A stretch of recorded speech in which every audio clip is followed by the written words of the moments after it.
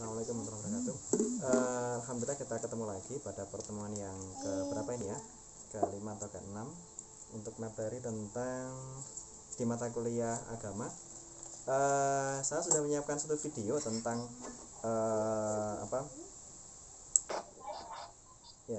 saya sudah menyiapkan satu video tentang materinya tentang peran dan fungsi agama dalam kehidupan manusia, mulai dari fungsi agama, hikmah beragama, sikap hidup beragama dan agama dalam kehidupan, serta toleransi dalam agama, seperti agama yang saya peluk. Nah, materi suara saya kedengeran jelas nggak atau putus-putus?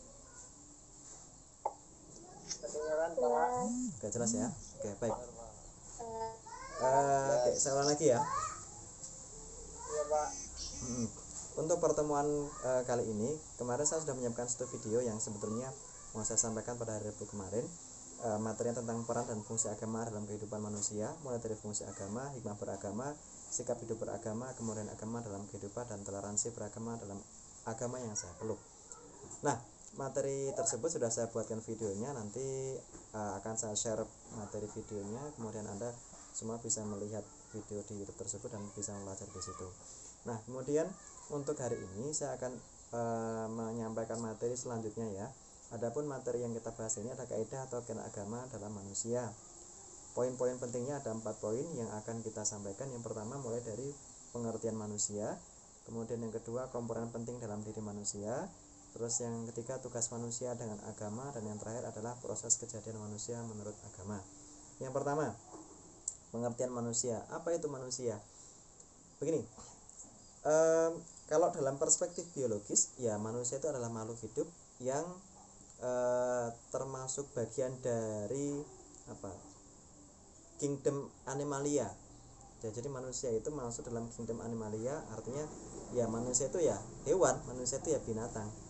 Ya, manusia itu binatang, dan kalau masuknya ordonya ikut ordo, masuk kayak semacam primata ya, sama seperti primata, hanya saja manusia genusnya adalah masuk genus ke kalau sekarang spesiesnya Homo sapiens ya.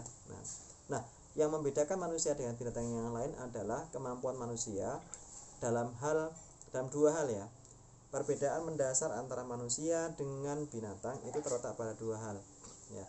Yang pertama itu terletak pada kemampuan akal, di mana akal manusia itu memiliki potensi untuk tumbuhnya kesadaran atau consciousness dalam diri manusia. Nah, kesadaran akal inilah yang membedakan antara manusia dengan makhluk yang lainnya, dengan binatang-binatang misalkan ya. Dengan adanya consciousness itu manusia memiliki kemampuan untuk memahami dirinya sendiri itu apa, kemampuan untuk memahami lingkungannya, kemudian kemampuan untuk menyelesaikan problem-problem yang muncul dalam kehidupannya, menyelesaikan problem yang mereka hadapi. Padahal kalau kita lihat, manusia itu dalam kingdom animalia itu termasuk makhluk yang memiliki keterbatasan yang luar biasa. Kenapa? Karena manusia itu ketika lahir itu nggak bisa ngapa-ngapain ya. Beda dengan ayam misalnya. Ayam itu ketika lahir dia langsung bisa nyari makan sendiri, bisa cakar-cakar dewe, golek mangan dewe gitu kan istilahnya. Tapi kalau manusia ketika lahir dia nggak bisa ngapa-ngapain. Manusia itu bisa mencari makan sendiri itu membutuhkan waktu sampai 20 tahun ya, sampai kurang lebih sekitar 20 tahun ya, bayangkan. Sementara binatang yang lain itu ketika dia lahir sudah memiliki kemampuan pertahanan diri untuk memenuhi kebutuhan dirinya sendiri saat itu juga ya. Ular ketika dia menetas sudah bisa nyari makan sendiri ya, demikian juga cacing gitu ya. Ketika dia menetas sudah bisa nyari makan sendiri. Ayam pun juga begitu, tapi manusia tidak. Manusia membutuhkan waktu yang lebih lama. Itu perbedaan yang pertama. Kemudian perbedaan yang kedua, manusia itu memiliki perbedaan pada aspek afektif ya. Nah, rasio dan afektif itu ke perasaan ya, pada aspek perasaan itu yang membedakan antara manusia dengan binatang yang lainnya. Manusia memiliki kepekaan tertentu. Nah, contohnya begini. Kalau misalkan ada ayam, Anda punya ayam misalkan ya. Ayam kemudian di depan situ ada makanan, ada jagung atau ada beras. Apa yang dilakukan ayam? ayam tersebut pasti langsung akan memakan beras tersebut, pasti ya, tanpa dia harus menunggu, tanpa dia berpikir itu berasnya siapa, itu jagungnya siapa, apakah dia boleh memakan jagung tersebut atau tidak, apakah jagung tersebut itu bagus buat tubuhnya atau tidak, beracun atau tidak. Nah, binatang itu tidak memiliki kemampuan untuk melakukan jeda, ya, untuk membuat jeda di antara apa keinginan dia, ya, keinginan kompulsif dalam dirinya dengan pemenuhan terhadap keinginan tersebut, ya. Kucing misalkan dia birahi gitu kan, ya ketemu sama kucing jantan, ketemu sama kucing betina, langsung aja main di situ, tidak mempertimbangkan itu di tempat umum atau dimanapun. Nah, manusia itu memiliki kemampuan untuk melakukan jeda, membuat jeda antara, ya, keinginan dengan pemenuhan keinginannya. Jadi ada jeda antara keinginan dengan pemenuhan keinginannya. Nah, jeda inilah yang kemudian menjadi karakter khusus manusia. Ya, ada keinginan, ada kemampuan khusus manusia untuk melakukan jeda ini. Misalkan manusia Anda pulang ke kos, pulang ke rumah, kemudian di kos tersebut di meja ada makanan. Nah, kita nggak akan langsung makan itu kan, kita mesti bertanya, ini punya siapa, ini dari siapa, saya boleh makan ini enggak gitu ya. Kemudian kalaupun toh boleh makan, seberapa banyak yang boleh saya makan gitu kan, ini berbahaya bagi tubuh saya enggak, sehingga kita kemudian nggak langsung mengeksekusi apa yang ada di meja tersebut gitu ya. Apalagi kalau pas lagi puasa gitu kan, nah, kita meskipun saat di meja itu disediakan minuman sebanyak mungkin, makanan sebanyak mungkin, seger-seger gitu kan, tetap aja kita nggak akan makan gitu kan, karena kita tahu bahwa itu bukan saatnya untuk makan. Nah, jadi saya garis bawahi bahwa perbedaan manusia dengan binatang. Jadi dalam dimensi pengertian manusia itu adalah bagian dari kingdom Animalia, dia termasuk binatang tetapi memiliki perbedaan dasar. Yang pertama pada kemampuan kesadaran diri, ya, dalam menggunakan otaknya itu, menggunakan nalarnya, menggunakan akalnya. Terus yang kedua, kemampuan pada aspek afektifnya, pada aspek kejiwaannya, ya. Juga kemampuan untuk menahan diri, melakukan jeda antara keinginan dengan pemenuhan keinginan. Jadi ada tiga perbedaan dasar. Nah, perbedaan ini itu bertumpu pada dua aspek, ya.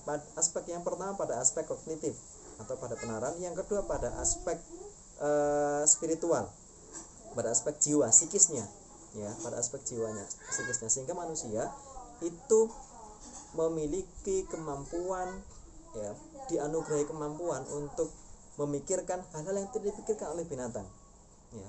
Misalkan memikirkan dia berasal dari mana, memikirkan dia kelak mau kemana, memikirkan sesungguhnya dia itu siapa, dia ada di dunia ini untuk apa. Nah, itu yang tidak dipikirkan oleh binatang yang lainnya, ya. Mereka juga punya kesadaran, ya, tetapi kesadarannya berbeda dengan kesadaran manusia, ya. Itu perbedaan antara manusia dengan yang lainnya. Kalau dalam konsepsi Islam, manusia disebut sebagai hayawan natik, binatang yang memiliki kemampuan untuk bernalar, ya. Nah, dengan nalarnya itu manusia memiliki kemampuan untuk mengendalikan dirinya dan mengendalikan lingkungannya, untuk mengakali, ya, melakukan rekayasa terhadap lingkungan sehingga dia bisa memenuhi kebutuhannya. Oke. Kemudian ini sekaligus menjawab poin yang kedua, ya, tentang komponen penting dalam diri manusia. Jadi komponen penting dalam diri manusia ada dimensi fisik, ada dimensi kesadaran, ya, ada juga dimensi psikis atau kejiwaan. Jadi ada tiga poin. Ya, makanya kita sering menyebut ada yang istilahnya jasmani dan rohani, ya, gitu. Kemudian tugas manusia dengan agama. Apa tugas manusia dengan agama? Ya. Tugas manusia dengan agama begini. Saya akan menjelaskan berasal dari konsepsi Islam terlebih dahulu. Dalam konsepsi Islam, tugas manusia itu adalah manusia diciptakan, ya, itu tugasnya untuk menjadi manusia, ya. Manusia diciptakan itu tugasnya, ya, untuk menjadi manusia. Karena prinsipnya begini. Dalam Al-Quran disebutkan, Bismillahirrahmanirrahim, "Wa ma khalaqtul jinna wal insa illa liya'budun." Dan kami tidak menciptakan manusia, jin dan manusia kecuali untuk menjadi hamba. Nah, konsepsi menjadi hamba, abdun, hamba itu apa toh? Hamba itu adalah, ya, kalau dalam konsepsi Islam yang disebut hamba itu adalah memposisikan diri, ya, memposisikan diri sesuai dengan tujuan penciptaan, ya. Gini, misalkan ada orang yang diciptakan kemudian terlahir dia memiliki ditakdirkan untuk menjadi seorang guru misalkan. Ada orang yang terlahir kemudian dia digariskan nasibnya untuk menjadi seorang arsitek. Ada juga orang yang dilahirkan dengan garis dia menjadi seorang bidan. Ada juga yang dia dilahirkan digariskan menjadi seorang dokter. Nah, menjalankan peran-peran kehidupan dengan baik, ya, menjalankan peran-peran kehidupan dengan baik pada semua dimensi kehidupan itu, nah itulah tugas manusia. Nah, dalam konsepsi Islam ini disebut sebagai abdun, ya, hamba. Ya, hamba itu ya aslinya jadi berperan sesuai dengan apa yang sudah digariskan. Ini, maka orang yang berperan sesuai dengan apa yang digariskan itu akan lebih mudah dalam menjalani kehidupan. Orang yang punya passion, kalau dalam bahasa motivasi kita menyebutnya passion ya. Orang yang punya passion dalam bidang desain misalnya, maka dia akan mudah sekali menciptakan suatu desain yang sederhana tapi cepat, mudah, membutuhkan energi yang ringan tetapi hasilnya maksimal, gitu ya. Seorang yang passionnya itu membantu orang lain dalam bidang kesehatan, ya maka dia akan dimudahkan dalam menjalankan peran-peran tersebut itu. Jadi kalau misalkan dia mengobati pasien, memeriksa pasien itu ya mudah bagi dia, nyaman bagi dia, dan itu membutuhkan energi yang ringan tetapi hasilnya maksimal. Yang diobati ya mayoritas sembuh semua gitu kan. Nah, ini seperti itu. Ya. Kemudian itu tugas manusia ya, tugas manusia dalam konsepsi Islam seperti itu. Bagaimana dengan konsepsi agama-agama yang lainnya? Nah, misalkan dalam konsepsi Hindu misalkan, tugas manusia apa? Ya, tugas manusia ya menjalani kehidupannya dengan baik, ya, kemudian bersusila yang baik sehingga dia bisa terbebas dari reinkarnasi yang dari karma yang buruk dalam kehidupan dia. Demikian juga dengan agama yang lainnya. Nah, kalau dalam konsepsi agama Kristen, tugas manusia ya untuk menjadi hamba Tuhan yang baik sehingga kemudian dia bisa kembali bertemu dengan Tuhan di surga. Gitu ya, konsepnya seperti itu. Jadi peran tugas manusia di muka bumi ini ya menjadi apa yang dia gariskan, apa yang sudah digariskan oleh Tuhan untuk dia menjalankan peran-peran kehidupan. Seorang anak menjadi anak yang baik itu pun juga bagian dari ibadah, itu bagian dari tugas kemanusiaan. Seorang suami misalkan ya menjalankan tugas yang baik, dia bekerja dengan baik, mencari nafkah untuk keluarganya, itu juga bagian dari peribadatan, itu bagian juga dari menjalankan peran-peran spiritualitas dalam kehidupan dia. Jadi spiritualitas itu jangan dipandang secara sempit hanya soal ibadah saja, tidak ya, tapi sangat luas ya, tugas kemanusiaan pun juga sangat luas, mulai dari relasi dia dengan Tuhannya, relasi dia dengan lingkungannya, bersusila dan segala macamnya ya. Oke, itu poin yang ketiga. Kemudian yang keempat, proses kejadian manusia menurut agama. Gini, bagaimana proses kejadian manusia menurut agama? Oke, kalau dalam konsepsi Islam, manusia itu tercipta melalui beberapa tahapan. Ya, yang pertama, ya tahapannya adalah pertemuan antara sel sperma dengan sel ovum, sel telur ya. Kemudian terjadi pembuahan. Nah, kemudian setelah terjadi pembuahan, maka kalau Al-Quran menyebutnya dalam konsepsi biologi kan zigot ya istilahnya ya. Nah, itu dalam konsepsi Al-Quran disebut sebagai alaqah. Alaqah itu artinya darah, segumpal darah. Jadi konsepsinya begini, manusia itu tercipta dari air sperma, kemudian dari air sperma itu kemudian bertemu dengan sel telur, dan kemudian sel telur itu berubah menjadi segumpal darah. Setelah segumpal darah kemudian menjadi segumpal daging ya. Istilahnya alaqah ya, mudghah wal alaqah. Mudghah itu segumpal darah, alaqah itu segumpal daging, yang kemudian daging itu menempel dalam dinding rahim. Setelah itu kemudian pada usia 4 bulan Allah kemudian menggariskan takdir bagi anak tersebut ya, mulai dari nasibnya, kemudian rezekinya, kemudian kelahirannya dan kematiannya, jodohnya juga. Jadi dalam konsepsi Islam, ketika anak dalam kandungan berusia 4 bulan itu Allah memberikan catatan, memberikan garis bagi dirinya bahwa oh kelak anak ini akan lahir di sini tanggal sekian jam sekian. Kemudian anak ini kelak akan mendapatkan jodoh orang sini. Anak ini kelak tercipta dan dia akan digariskan untuk berprofesi sebagai apa. Ya. Kemudian dia rezekinya bagaimana, itu sudah digariskan pada saat anak tersebut berusia 4 bulan.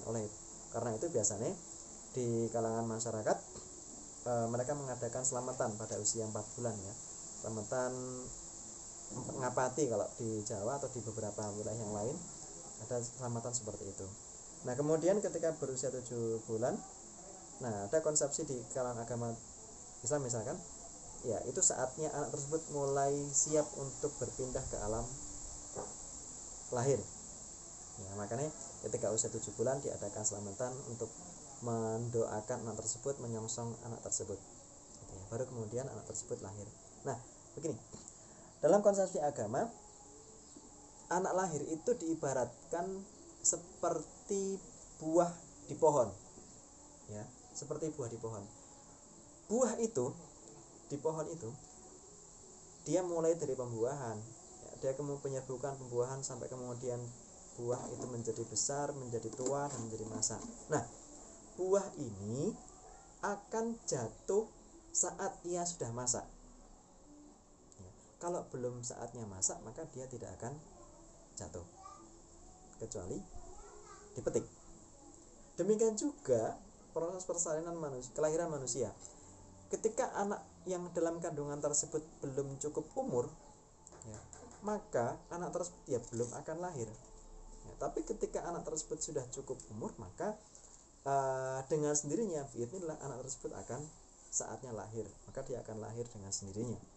Karena dalam tubuh manusia sudah ada mekanisme tentang bagaimana proses persalinan manusia itu sudah ada mekanisme dalam tubuh kita. Ya, perut ibu yang melahirkan itu juga memiliki mekanisme, janin juga punya mekanisme bagaimana cara dia pengen keluar, ya, menggerakkan dirinya sedemikian rupa agar kepalanya bisa turun, ya, agar bisa keluar, gitu ya. Kemudian kontraksi rahim pun juga punya mekanisme alam tersendirinya sehingga proses kelahiran manusia itu bisa berlangsung secara normal. Oke. Jadi saya garis bawahi dari awal. Jadi pengertian manusia itu apa? Jadi untuk hari ini kita 4 materi ya.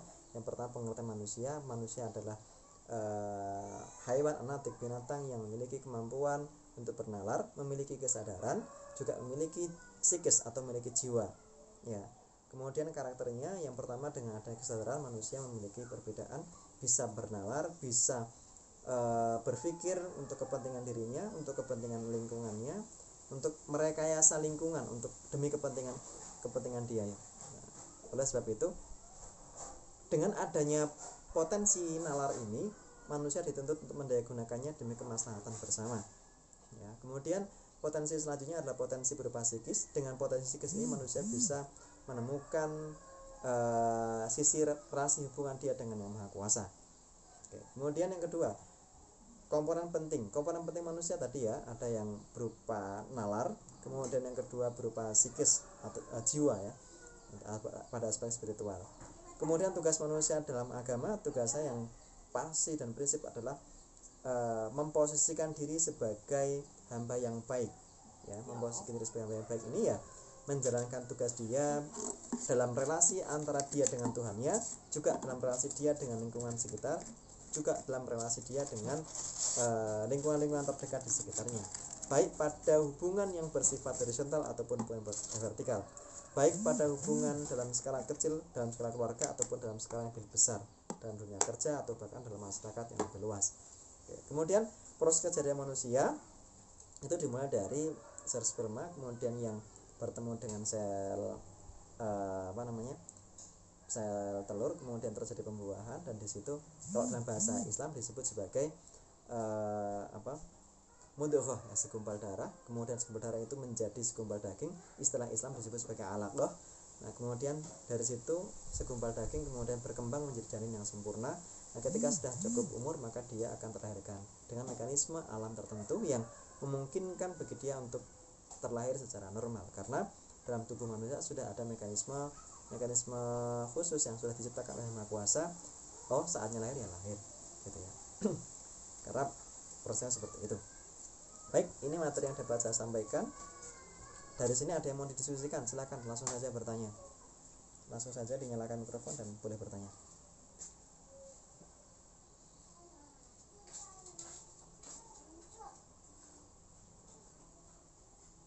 Silakan.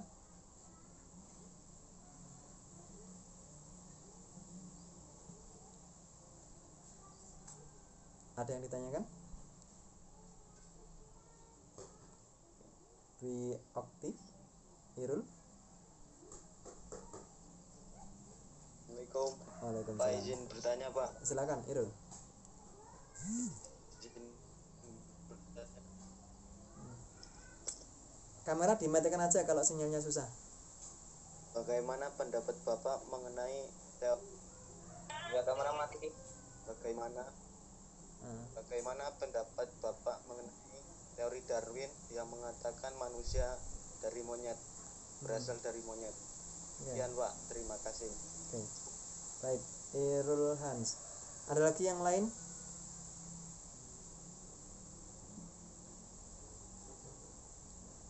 Ada lagi yang lain?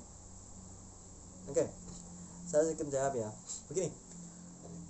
Teori Darwin itu adalah teori evolusi. Teori evolusi itu berpendapat bahwa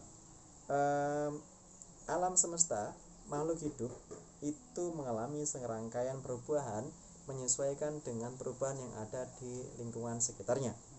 Ya. Ketika alam sekitar itu berubah, maka makhluk hidup itu kemudian berevolusi melakukan perubahan. Dan evolusi ini perubahan ini terjadi dalam skala panjang, bukan dalam skala dalam skala hitungan tahun, tapi dalam hitungan ribuan tahun, bahkan puluhan ribu tahun. Ya, jadi evolusi itu terjadi dalam proses yang sangat panjang, 10.000 bahkan ada yang 100.000 tahun. Nah, pertanyaannya adalah, lalu bagaimana kita bisa mengetahui adanya perubahan itu? Karena rentangnya yang sangat panjang sekali itu, bagaimana cara mengetahuinya? Nah, cara mengetahuinya adalah dengan melihat jejak-jejak yang tersisa, fosil-fosil yang tersisa, kemudian direkonstruksi, setelah itu kemudian muncul. Ya, setelah direkonstruksi, maka kemudian bisa ditampilkan seperti apa toh perubahan wujud dari waktu ke waktu selama ribuan, bahkan mungkin bisa jadi sampai jutaan tahun. Nah, pertanyaannya selanjutnya adalah, apakah teori Darwin menyatakan bahwa manusia itu berasal dari kera? Gini, ada dua hal yang perlu diselesaikan di sini. Yang pertama adalah Darwin tidak menyatakan bahwa manusia itu berasal dari kera. Ya, tapi Darwin menyatakan bahwa manusia atau Homo sapiens saat ini itu berasal dari jenis Homo yang lain. Jadi kalau Anda belajar dalam taksonomi makhluk hidup itu kan di situ ada yang namanya ada genus, ada istilahnya, kemudian kalau paling bawah itu apa namanya, spesies ya. Nah, spesies saat ini, manusia saat ini spesiesnya kan namanya spesies Homo sapiens ya. Nah, sebelum Homo sapiens itu ada spesies yang lain, apa istilahnya, Homo neanderthalensis atau apa begitu.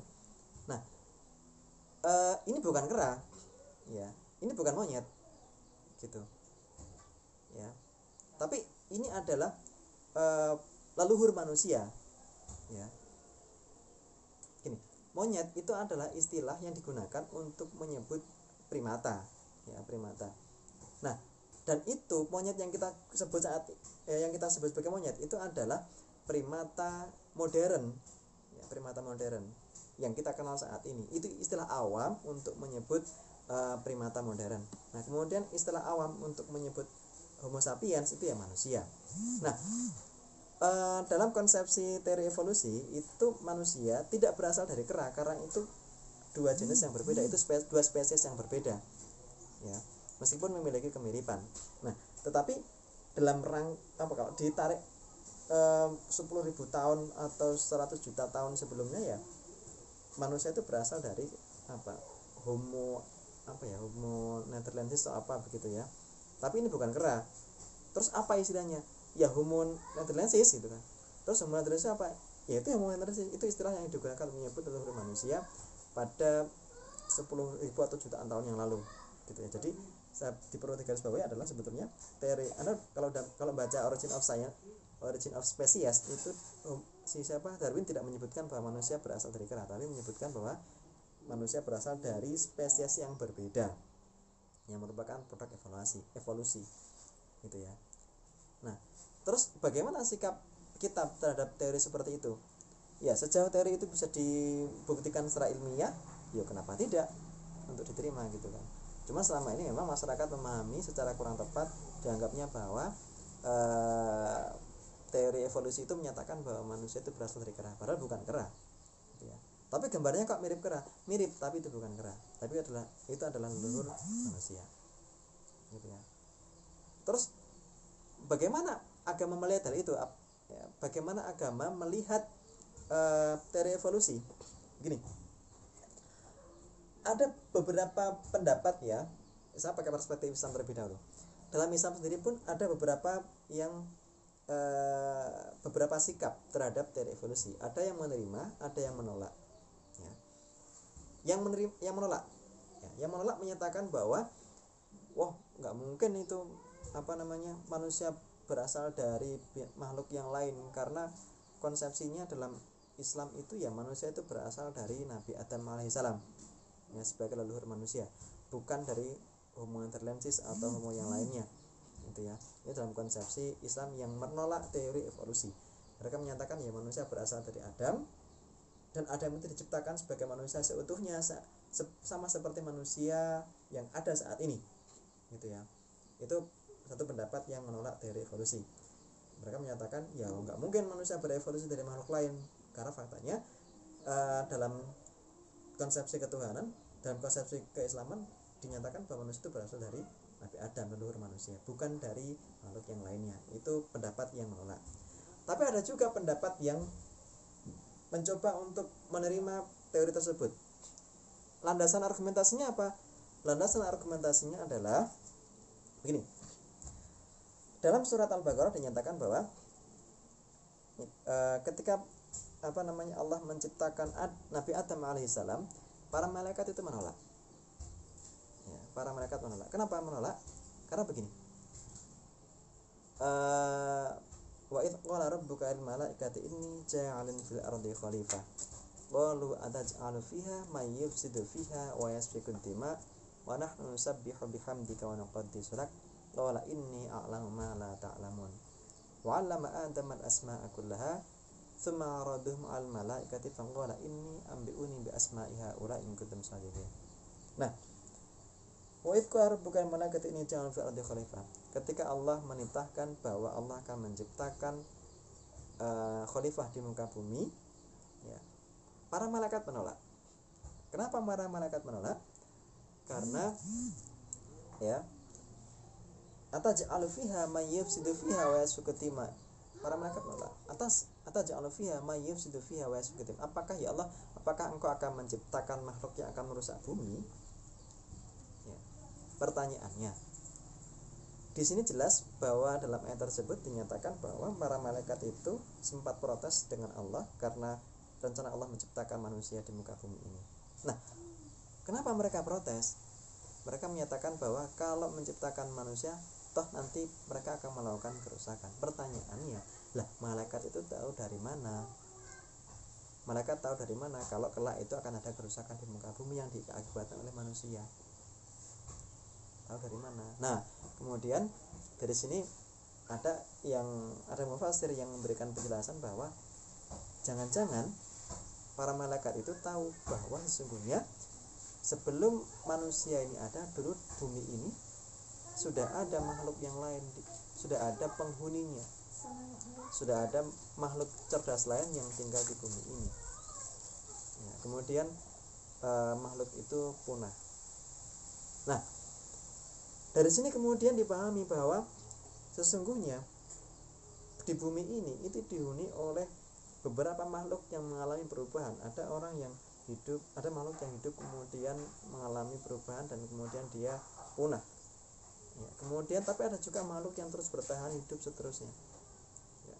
Nah, mereka yang menerima teori Darwin, mereka yang menerima teori evolusi menyatakan bahwa ya kalau begitu kepunahan makhluk yang lama dulu ini ya karena mereka tidak bisa melakukan tidak bisa menerima, tidak bisa menyiasati perubahan yang terjadi di alam sekitarnya.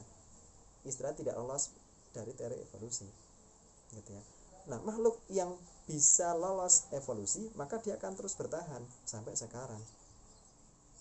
Gitu. Misalnya apa?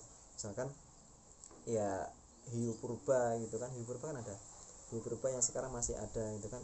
Dia tinggal di dasar samudra di Palung Mariana